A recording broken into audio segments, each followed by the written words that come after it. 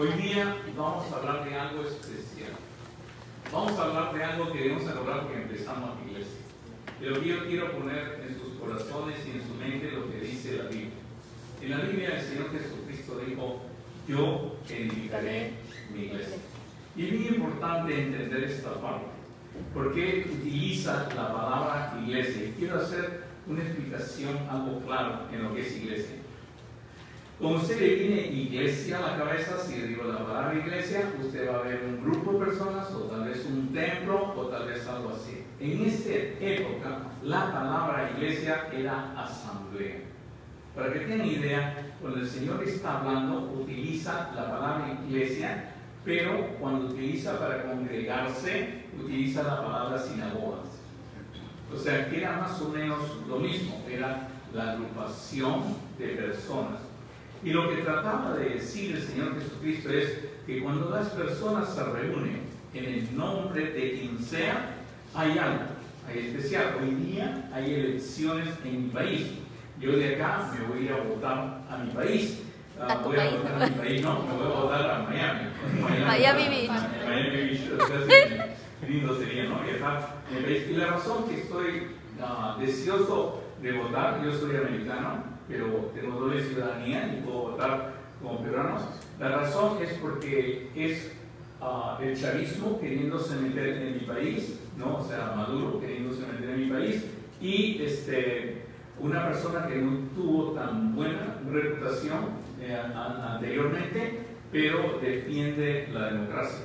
O sea, por eso tenemos que ir a defender y evitar que Maduro gobierne el Perú. Y entonces eso, por eso es que vamos a votar. Tú también, ¿no es cierto, Jerry? ¿Vas a votar o tú vas a votar por el lápiz? No puedo. ¿No puedes votar? Porque tú eres americano. Porque mi DNI tiene dirección de Perú. Tu DNI tiene dirección de Perú. Mira, pues, ándate al Perú.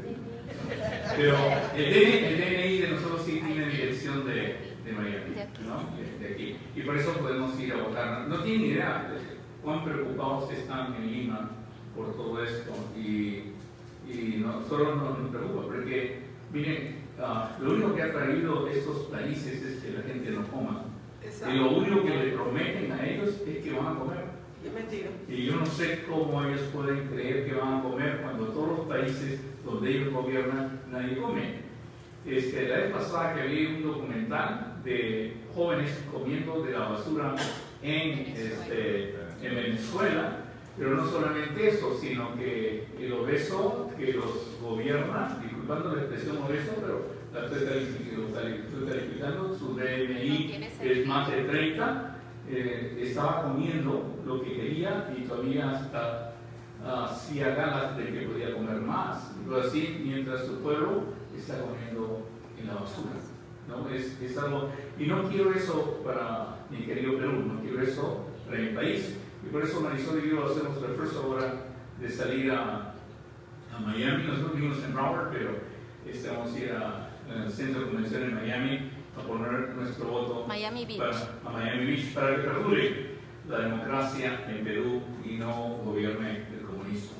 Por supuesto que ya me imaginan todas las cosas que me van a poner ahora cuando yo diga eso. Ya antes un pastor me dijo que yo no podía hablar política porque era pastor, y yo creo que para el pastor también es ser humano y es parte de la política, y el pastor desea pues que sus nietos, sus sobrinos, todos los que han quedado en el país, todos los que han quedado en el Perú, puedan comer mañana algo, ¿no? Y no tienen ese problema. Ahora, y en cuanto a la iglesia, yo pienso que no tendríamos esos problemas si es que la iglesia brillaría. No tendríamos esos problemas si la iglesia sería sal y luz del mundo. Pero lamentablemente ha pasado algo con la iglesia. La iglesia cree que la hacen organizaciones, la hacen instituciones, la planifican personas y tienen ideas y hagamos esto, hagamos pizza para jóvenes, hagamos el otro, y se ha vuelto más que todo un club donde Dios está ausente. Porque dijo bien claro el Señor Jesucristo: yo edificaré mi iglesia. ¿Sobre qué edificará la iglesia? Para él era importante, era qué es lo que piensas que es Jesús para ti. Tú tendrías que preguntarle a una persona: para ti, ¿quién es Jesús? Para ti, ¿quién es realmente el Hijo de Dios, el Mesías? ¿Quién es Jesús? Y esa es la pregunta con que empieza el Señor Jesús. El Señor Jesús menciona la palabra iglesia, que es asamblea, como le dije, continuo en los pasajes. Puedo utilizar sinagoga, que es sinagoga, o sea, y eclesia, que es iglesia, pero es la misma palabra en griego y en griego y como se llama en hebreo. Por eso él utiliza esas palabras, porque se consistía en que habían personas que se reunían y tomaban decisiones. No estamos hablando de cristianismo, estamos hablando de cualquier evento en esa época. En Hechos 19 ustedes pueden ver cuando Pablo está en problemas, el emperador dice bien claro, el gobernador dice bien claro en esos momentos que todo se va a decidir de Pablo en la iglesia. Pero no dice iglesia, ahí no traduce en iglesia, traduce en la asamblea. La asamblea es la reunión de personas que toman decisiones. Utilizaba la palabra iglesia, sobre todo en Grecia, cuando había problemas y alguien tenía que tomar decisiones. Los griegos habían decidido algo increíble, los griegos. Pero muy inteligentes los griegos, de ahí viene la democracia. Los griegos tenían una serie de líderes que cuando sucedía un problema se reunían y tomaban decisiones. Ahora, ¿cuándo se reunían estas personas? Cuando había el problema y mandaban por las calles personas montadas en caballo gritando la palabra iglesia, iglesia. Gritaban iglesia, iglesia, y ellos sabían que se tenían que reunir. En pocas palabras, no era iglesia como decimos nosotros ahorita, en español sería asamblea, asamblea, asamblea, ¿no? Y se reunían esas personas y decidían, se construye esto, se tira abajo, todo lo que ellos decidían se hacía en esto.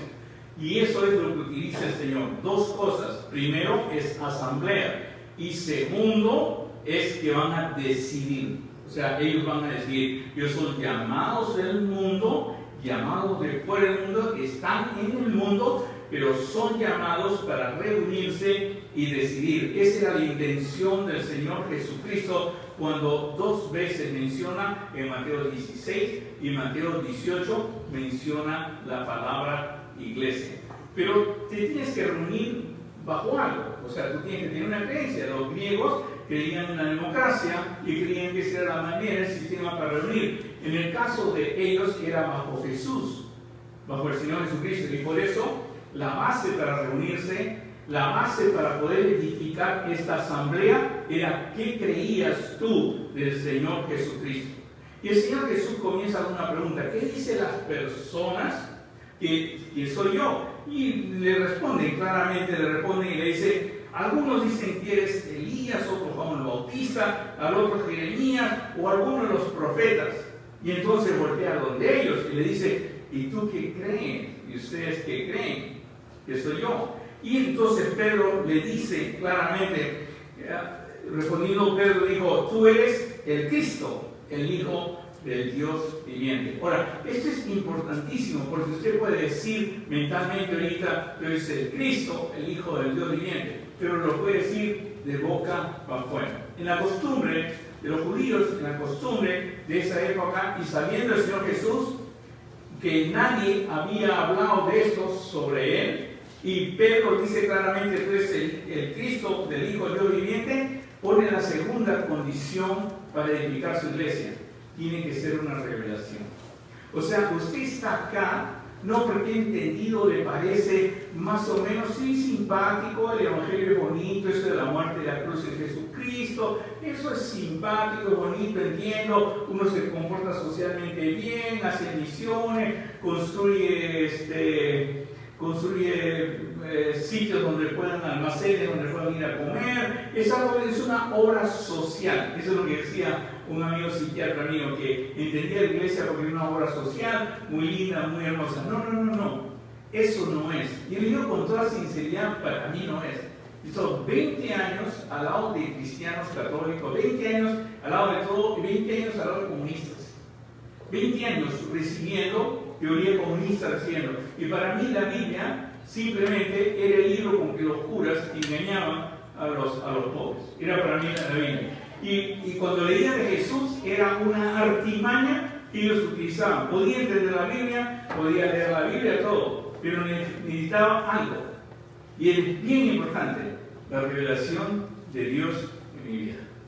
Es como decir que una cosa es leer la Biblia y otra cosa es que el Espíritu Santo te revele y te haga entender lo que es. Y eso se llama revelación. Por eso el apóstol Pedro, cuando dice esto, que Él es el Cristo, el Hijo del Dios viviente, el Señor Jesús le dice, mira, entonces le respondió Jesús, bienaventurado eres Simón, hijo de Jonás, porque no te lo reveló carne ni sangre, sino mi Padre que está en los cielos. O sea, cada vez que usted cree en el Señor Jesucristo, puede haber dos cosas. Una, el Señor le reveló, y otra es que usted lo entendió.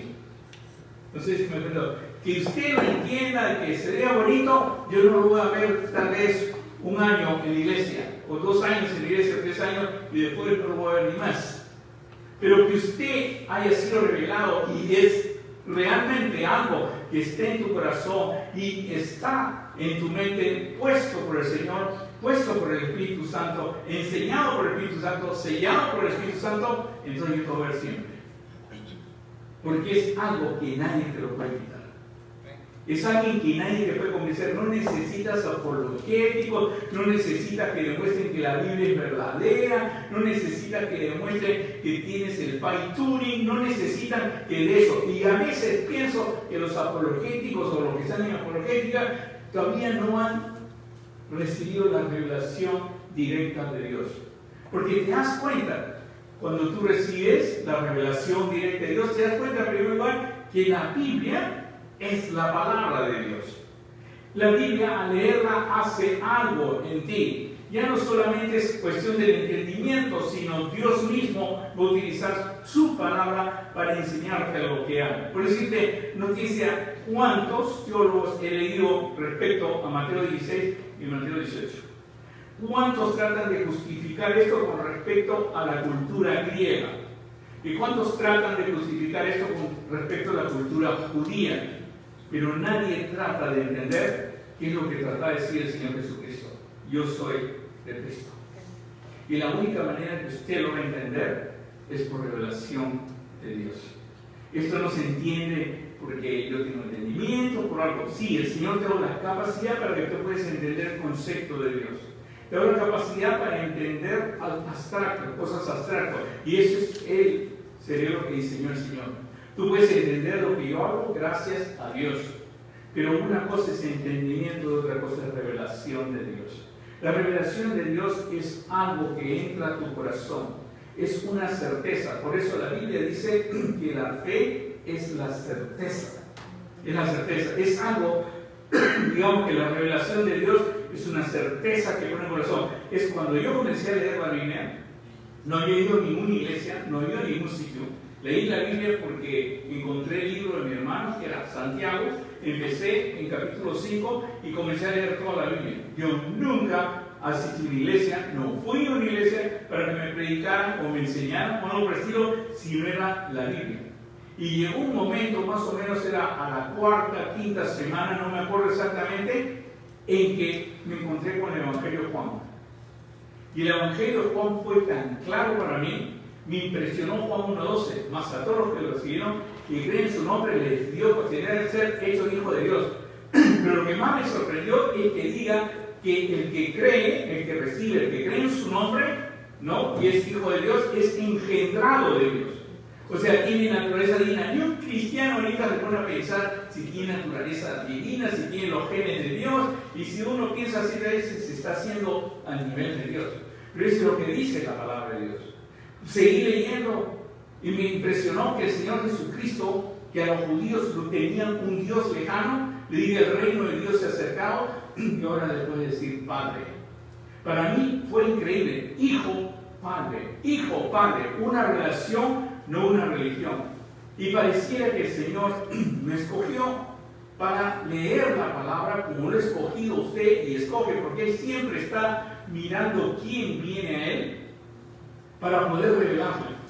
Pero vio mi ahínco, vio lo que yo quería realmente aprender. En 3 meses leí la palabra de Dios.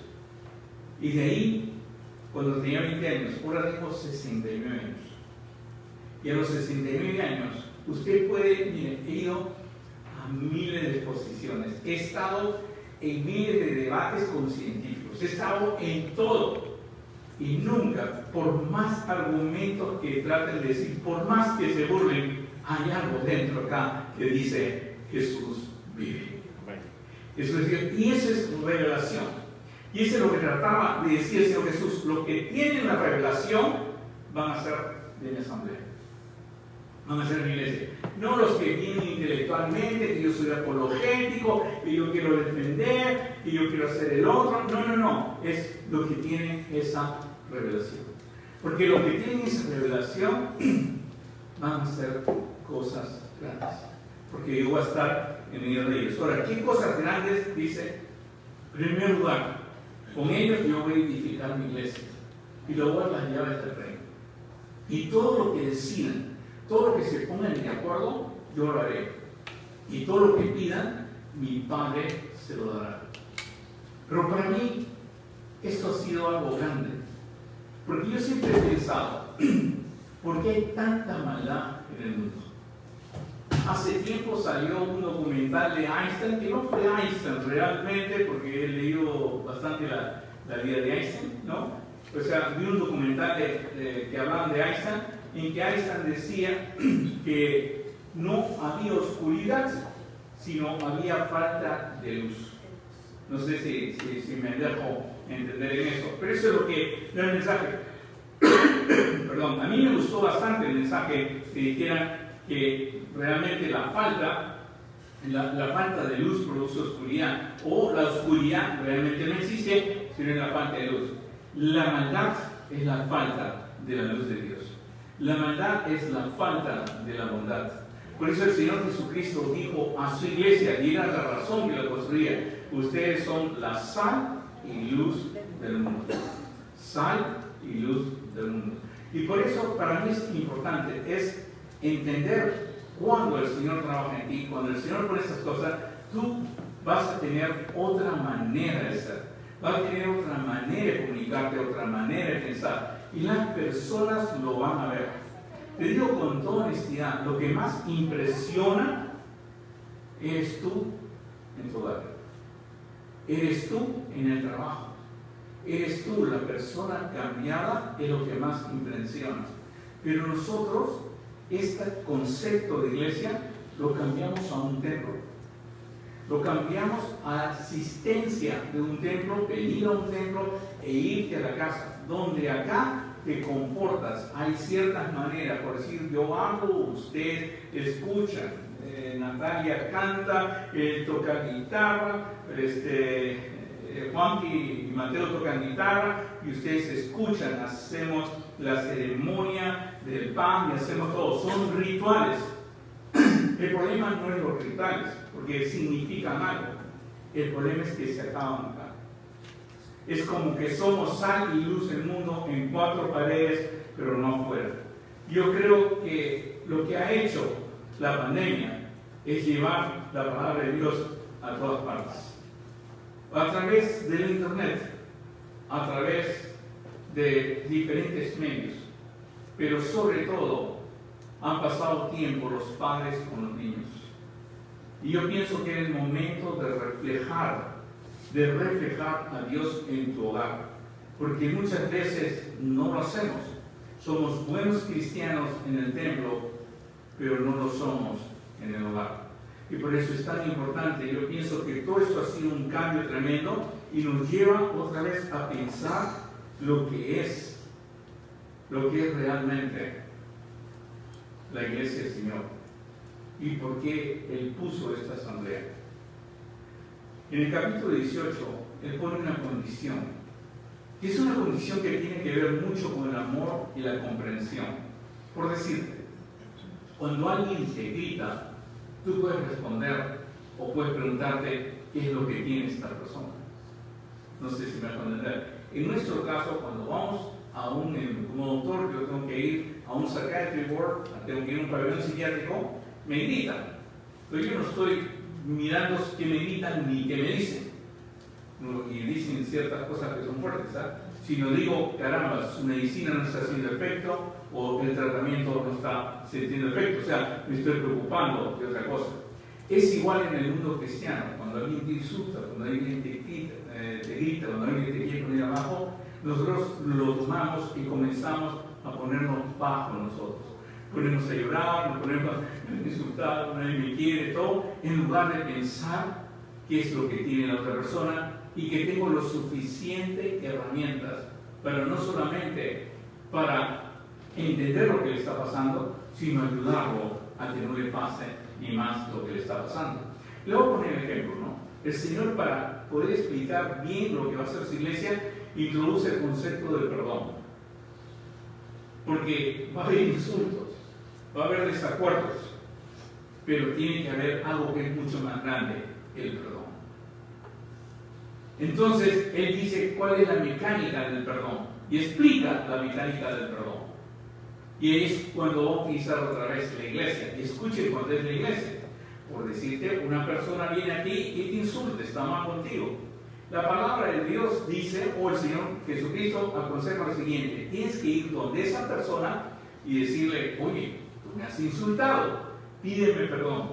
Y eso, mira, eso es marcianísimo. Eso nadie lo haría. Porque una cosa es esperar que te pidan perdón, pero otra cosa es donde una persona decirle, oye, pídeme perdón porque tú me has faltado, me has insultado. Al contrario, le dejamos de hablar, no lo vemos ni más, pero nunca voy a ir donde esa persona y decirle, oye, me tienes que pedir perdón. Y encima no termina ahí. Dice, tú vas a ir donde esta persona y va a decir que te pida perdón, que te disculpe. O sea, que te pida disculpas, no perdón, sino que te pida disculpas. Que nosotros decimos pedir disculpas es pedir perdón, que te pida disculpas y que diga que ha cometido un error contra ti. Y si no te hace caso, tienes que traer otro. Tienes que ir donde un hermano y decirle, vamos a hacer una cosa, tengo que ir donde este hombre porque me ha insultado y la verdad no quiere disculparse. Entonces van y dicen, mira, tú insultaste a él, hiciste el otro puede poner su posición y todo lo que sea, y el hombre dice, mira, ¿sabes qué? Se van tú, y se van, pero lejos. ¿No? O sea, lo otro. Entonces ahí tiene que ir a la iglesia y decirle a la iglesia, y escúchalo, y la iglesia sí tiene que llamarlo a la persona, tiene que llamar a la asamblea, lo tiene que llamar. Y en medio de la asamblea le tiene que decir, oye hermano, tú has insultado a esta persona, pídele disculpas. Y si no hace caso, yo lo tengo que tener como como una persona que no cree en Dios. Tú sabes que la iglesia ni se preocupa con darte de tiempo. Puedes estar peleado esta familia con esta familia, allá con allá. ¿Y por qué? Porque la iglesia de Jesucristo tiene una base importantísima, que todos seamos del mismo sentir. ¿El mismo sentir qué? De lo que hizo Jesús y quién es Jesús. El apóstol Pablo decía bien claro a toda la iglesia filipense, por favor, sean del mismo sentir. ¿Cómo puede ser del mismo sentir si este no se habla con este y el otro no se habla con este y hay dos equipos en la iglesia y hay tres equipos? Y eso es lo que está pasando hoy día. Dios quiera que me pueda entender esto, porque es importante ser del mismo sentir.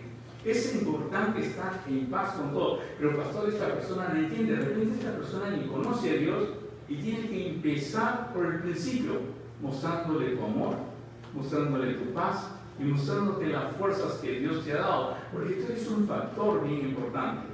Cuando alguien te insulta, tú no respondes. La Biblia dice que es bienaventurado cuando eres insultado. Qué difícil poder entender. Yo no puedo entender esto del Señor Jesús. Al contrario, tú siempre te preguntas, ¿qué le pasa a la persona que me está insultando? Porque tú quieres ayudar a la persona, porque tú estás bien y Dios te ha hecho que estés bien. Y en eso consiste la iglesia. Una serie de personas que han decidido ser del mismo sentir, de creer en el Señor Jesucristo y esperar que nuestro Señor Jesucristo edifique su iglesia grandemente. Y es mi oración para este grupo, para esta asamblea, para este grupo de personas que podamos entender esto. Porque al final se va a cumplir lo que dijo el Señor Jesucristo. Escuchen esta parte, ¿ya? De cierto os digo, todo lo que atéis en la tierra será atado en el cielo. Y todo lo que desatéis en la tierra será desatado en el cielo. Es visto, como digo, cientos de interpretaciones de esto. Es la única vez que lo usa el Señor Jesucristo, no lo usa en ninguna otra parte de la Biblia, pero es un dicho muy común. Era muy común. Lo que tú decides será hecho. Pero no será hecho porque tú lo has decidido, sino porque el Señor lo hará. Y dice bien claro que para que esto se ejerza solamente se necesitan 2 personas, 2 o más. Y lo que otra vez es reunidos en qué? En su nombre. Puede ser en tu casa, reunidos en su nombre. Puede ser en cualquier sitio, reunidos en su nombre, que tú crees y es en el nombre del Señor Jesús. Nosotros no estamos haciendo acá, ni estamos para hacer equipo, ni nada por el estilo, que si yo me reúno en la casa, yo me reuní siempre en la casa allá y en la casa allá. No, lo que trata de decir el Señor es bien claro, que reunirse en su nombre es para tomar decisiones. Por eso le puso iglesia. ¿Se acuerdan? Al principio le expliqué lo que era iglesia. Era salir del pueblo cuando gritaban en iglesia, iglesia, porque hay un problema. Hermanos, estamos en un problema que se llama pandemia. Estamos en un problema que se llama ahora Perú, que posibilidad de que Maduro vaya a gobernar a Perú. Estamos en problemas fuertes y la iglesia tiene la capacidad de reunirse, clamar, orar y decidir. Pero para eso tiene que ser de un mismo sentir. Para eso debe entender que no es mi estrategia, ni el bingo que yo hago, ni las pizzas que yo planifico, ni la manera que yo hago lo que hace crecer la iglesia, sino lo que hace crecer la iglesia es la presencia de Dios en mi vida, la revelación de Dios en mi vida. Y Dios quiera que la pueden entender eso. Ahora, vuelvo a insistir en esto, ¿ya? La Biblia dice claramente que si 2 de vosotros se pusieren de acuerdo en la tierra acerca de cualquier cosa que pidieren, les será hecho. Miren, hermano, 2 de vosotros se pusieren de acuerdo en la tierra acerca de cualquier cosa que pidieren, les será hecho por mi Padre que está en los cielos. La pregunta es esta: si esto es verdad, ¿por qué no pasa el día? Porque tal vez que lo que estás pidiendo no es de acuerdo a la voluntad de Dios, o tal vez lo que estás pidiendo simplemente es para ti. Es como decía Santiago: pides para satisfacer tus propios deseos, y como no lo recibes, ardes en ira y en cólera, y de ahí viene, y en envidia, y de ahí vienen las guerras y los celos. Cuando te reúnes es porque Dios está gobernando tu vida, y te reúnes con otro que está gobernando Dios su vida, y se ponen a disposición de Dios para tomar las decisiones. Porque es bien claro, dice: porque donde están 2 o 3 congregados en mi nombre, allí estoy yo en medio de ellos. En otras palabras, si 2 se pusieran de acuerdo, el Señor lo hará. Pero no solamente eso, se requiere que el Señor esté en medio de ellos. Ya no vivo yo, mas Cristo vive en mí. Yo no vengo a pedir nada, pero hermanos, reunámonos por favor para pedir una casita y que el Señor me dé una empresa y me dé algo que me mantenga. Señor, hermanos, reunámonos por favor para que sea esto. Hermanos, pidamos en el nombre y reclamamos y declaramos. No, es mucho más grande lo que tiene el Señor para nosotros. Y Dios quiera que eso grande usted lo pueda entender hoy día, una revelación. Porque si se dan cuenta, no está hablando de títulos, no está hablando de algo, posición social, sino está hablando de 2 personas que han sido reveladas, que Dios les ha revelado la verdad y moren en ellos, y lo único que quieren hacer es la voluntad de Dios. Dios quiera que esto cale dentro de sus corazones y lo puedan entender, porque si hay algo que necesitamos hoy día, son esposos, son hogares que crean de tal manera en el Señor y no se fijen en lo que quieren, no se fijen en lo que deseen, sino en lo que el Señor les pide que pidan. La misma Biblia dice que nosotros no sabemos cómo pedir, y el mismo Espíritu Santo nos ayuda con dichos indecibles, con palabras indecibles, que no podemos repetir. Por eso es tan importante para mí entender hoy día que empezamos, que nos reunimos de nuevo, que seamos conscientes que es Dios, que es Jesús el que va a edificar su iglesia. No es nuestros programas, no nuestras estrategias, no nuestra ida al mall a repartir papeles, no anunciar en los medios ven a recibir tu milagro, sino al contrario, Señor, haz un milagro en mí.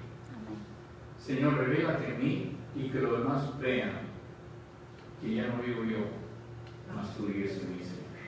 Cuando podamos hacer eso, veremos algo increíble. El apóstol Pedro tenía la característica que la mayoría de cristianos tienen hoy día. Escuchaba lo que hablaba Jesús o escuchaba un sermón, terminaba el sermón y igualito. Porque Pedro comenzó con esto de que lo han insultado a uno.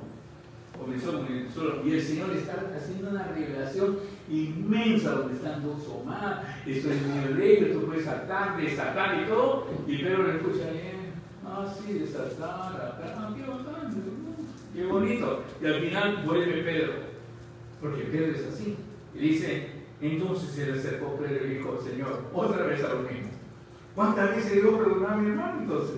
O sea, él está con cólera, está como dice, con pica, dicen en Perú, le dicen, con rabia, porque no le había respondido claramente, que lo llevo, que lo hizo, lo declaro gentil. O sea, ¿cuántas veces lo tengo que perdonar? Porque si pide perdón, lo tengo que recibir otra vez en la iglesia. Si pide perdón, ¿cuántas veces? Y el Señor le dice algo increíble, algo que rompe su cerebro, porque Pedro es el apóstol que más veces le han roto el cerebro. No sé si ustedes han leído la palabra, pero le dice bien claro cuando él dice que no va a negar al Señor y él lo niega, cuando él dice todas las cosas, camina, o sea, Señor, ven, camina y camina en el agua y se comienza a hundir.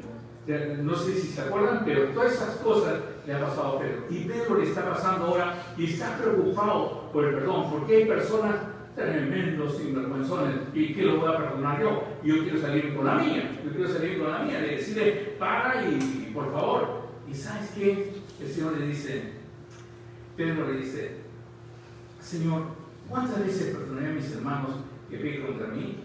¿Hasta 7 veces? ¿Perdoné 7 veces? Y Jesús dijo, no, te digo hasta 7, sino aún 70 veces 7. Madre mía. ¿Alguna vez usted, aparte de su esposo y su esposa, lo han perdonado 70 veces 7? ¿Alguna vez? O sea, póngase a pensar, ¿cuántos matemáticos hay acá? ¿Cuánto es 70 veces 7? 490. 490. ¿Algunos de ustedes han perdonado a una persona 490 veces? ¿Qué es lo que trató de decir el Señor Jesús entonces?